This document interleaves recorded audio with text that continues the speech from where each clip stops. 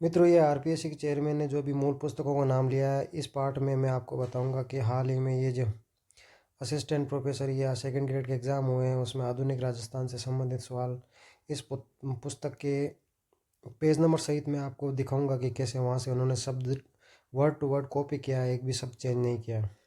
देखिए, ये सवाल आया है असिस्टेंट प्रोफेसर के अभी जो 7 दिसंबर का एग्ज़ाम हुआ है उसमें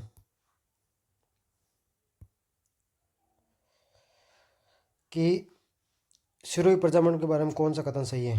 पहला है कि 1934 में वर्धा में सिरोही प्रजामंडल की नींव रखी गई थी। दूसरा है कि भीमा शंकर शर्मा नाम के व्यक्ति ने सिरोही संदेश नाम के पाक्षिक अखबार निकाला है कि अब ये जो पुस्तक देख रहे हो आप, मूल पुस्तक जिन्होंने उनका नाम लिया है, आधुनिक राजस्थान का वृहद इतिहास खंड 2, इसमें आप आ जाइए पेज नंबर 357 पे। प्रजामंडल से संबंधित बातें इसमें लिखी गई। अब देखो, पहला स्टेटमेंट इन्होंने साफ साफ लिखा है, कुछ भी चेंज नहीं किया इन्होंने। देखो, तारीख 1934, वर्धा, सिरोही प्रजामंडल। अब इसमें कहाँ चेंज हुआ है?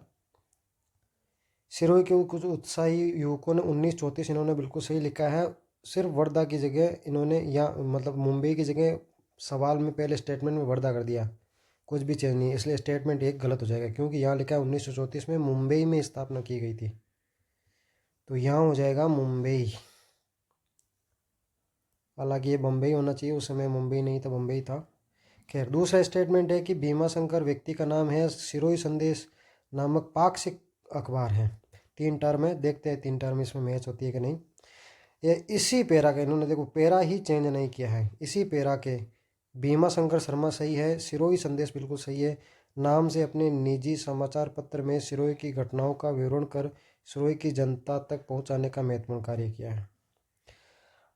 अब आप देखिए, इस पुस्तक से एक ही पैराग्राफ से इन्होंने एक सवाल बना दिया, तो इस हिसाब से ये सही है, ये गलत है, केवल भी उत्तर हो जाएगा। आगे देखिए आप, अभी ये सवाल भी असिस्टेंट प्रोफेसर के 2025 की परीक्षा में आया, जो 7 दिसंबर की हुई थी। इसमें ये जो 1857 की क्रांति थी, इसमें अंग्रेजों का विरोध करने और क्रांतिकारियों विद्रोहियों का साथ देने के लिए जिन जिन ठाकुरों ने, मारवाड़ के ठाकुरों ने सहयोग दिया, उनका नाम और कौन सा ठिकाना था, ठिकाना और नाम दिया है, मैच करवाया तीनों से। अभी इन्होंने यहाँ से शब्द, अभी ये पूरी किताब आप पढ़ोगे तो पूरा पार्ट पढ़ोगे, पार्ट नंबर 2 और पार्ट नंबर 3 दोनों में इनका बहुत लंबा उल्लेख है, लगभग 10 पेज है, उनमें लगातार इनका नाम है। तो यदि आप उसकी रीडिंग भी करोगे तो ये 3 नाम आसानी से आपको याद हो जाएंगे, क्योंकि बिथोड़ा, चेलावास से लेकर बड़लू, बहुत सारे युद्धों में इनकी डायरेक्ट भूमिका है। लेकिन फिर भी देखिए आप, यहाँ से इन्होंने जो सवाल निकाला है उसमें सीधा सीधा तीनों का नाम है। आसोप ठाकुर शिवनाथ सिंह, गुल्लर का बिशन सिंह और आलनी आवास का अजीत सिंह सैनिकों सहित आवा पहुंच गई। ये जो बिथोड़ा होने वाला था, इसके लिए ये आवा के ठाकुर के साथ चले गए। तो ये इन्होंने कुछ भी चेंज नहीं किया। देखो, आसोपा शिवनाथ उसमें भी लिखा है, इसमें भी लिखा है। गुल्लर बिशन सिंह, देखो वी लिखा है तो वी ही लिखा है, शब्द होता है बिशन सिंह, लेकिन किताब में बिशन सिंह लिखा है, तो इन्होंने कुछ भी चेंज नहीं किया। आलनी आवास ठाकुर अजीत सिंह, तीनों बिल्कुल मैच है, तीनों का नाम वर्ड टू वर्ड लिखा है। आप चाहे तो खुद चेक कर सकते हैं, 89 पेज पे ये लिखा है 1857 क्रांतिक पाठ में। आगे का सवाल देखिए आप, इसमें से कौन सा है, झालावाड़ के किस शासक को तात्या टोपे ने गिरफ्तार कर लिया था?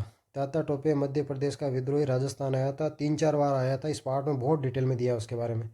अब ये इन्होंने 107 नंबर, 1857 की क्रांति वाला ही पार्ट है, उसके 107 नंबर पेज में बहुत स्पष्ट तरीके से लिखा है और बहुत लंबा लिखा है कि तात्या टोपे ने झालावाड़ के शासक पृथ्वी सिंह के, पहले उससे रुपए मांगे, फिर उसने रुपए नहीं दिए तो उसको गिरफ्तार कर लिया, फिर वो रात के अंधेरे में भाग गया, झालरापाटन पर अधिकार कर लिया। ये सारी कहानी इसमें लिखी हुई है, तो पृथ्वी सिंह साफ साफ लिखा है।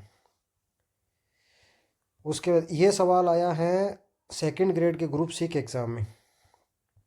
अब आगे देखिए आप, ये असिस्टेंट आर्काइविस्ट में है 2024 में कि 1857 में जोधपुर के महाराज जगत सिंह ने किसके आदेश पर अपने राज्य की अश्वारोही घोड़ों की सेना अजमेर सुरक्षा के लिए भेजी थी? इसमें बहुत डिटेल में लिखा हुआ है कि अजमेर में तोपखाना और अंग्रेज़ों का शस्त्रागार और जो रुपए पैसे फाइनेंस डिपार्टमेंट था, इसलिए अजमेर की सिक्योरिटी पहले थी, फिर अजमेर की सिक्योरिटी के लिए अंग्रेज़ों ने क्या क्या प्रयास किया, उसमें पूरा डिटेल में इस पार्ट में लिखा है। लेकिन ये जो लाइन लिखी है उसमें मैं आपको बता रहा हूँ, यहाँ उन्होंने कुछ भी चेंज, एग्जामिनर हिम्मत ही नहीं कर रहा है इस किताब को इतना ऑथेंटिक मानना, चेंज करने की। देखिए, जोधपुर के महाराजा तखत सिंह ने मेक मोशन के आदेशानुसार, अब इन्होंने आदेश, सेना नायक कुशल सेन सिंह की कमान में जोधपुर की अश्वरोही सेना अजमेर के रक्षार्थ भेजी। एक ही लाइन पढ़ी है और सवाल बना दिया। 1857 जोधपुर तख्त सिंह आदेशानुसार राज्य के अश्वरोही सेना अजमेर भेजी। इस तरीके से मैं जो वर्तमान में 2024 और 25 की परीक्षा हैं उसके आए हुए सभी सवालों को आपको लिख के बता सकता हूँ कि कौन सा सवाल कौन से पेज नंबर से आया है। लेकिन मूल मुद्दा ये है कि ये समझ आना चाहिए कि जो ऑथेंटिक्स बुक्स हैं उसमें से सवाल इन्होंने पैराग्राफ ही चेंज नहीं किया। कई बार होता है कि यूपीएससी जैसे एग्ज़ाम में एक सवाल बनाने के लिए दो अलग अलग, दो या दो से अधिक किताबों का उपयोग करते हैं, इन्होंने पैरा ही चेंज नहीं किया। तो यदि आप ये चाह रहे हैं कि इस पूरी पुस्तक को मैं यूट्यूब पर फ्री ऑफ कॉस्ट आपको पढ़ाऊँ तो आप मेरे चैनल को सब्सक्राइब करेंगे और कमेंट में लिखेंगे कि ये क्लास मेरे को चाहिए। मैं 1857 की क्रांति से स्टार्ट करने वाला हूँ। धन्यवाद।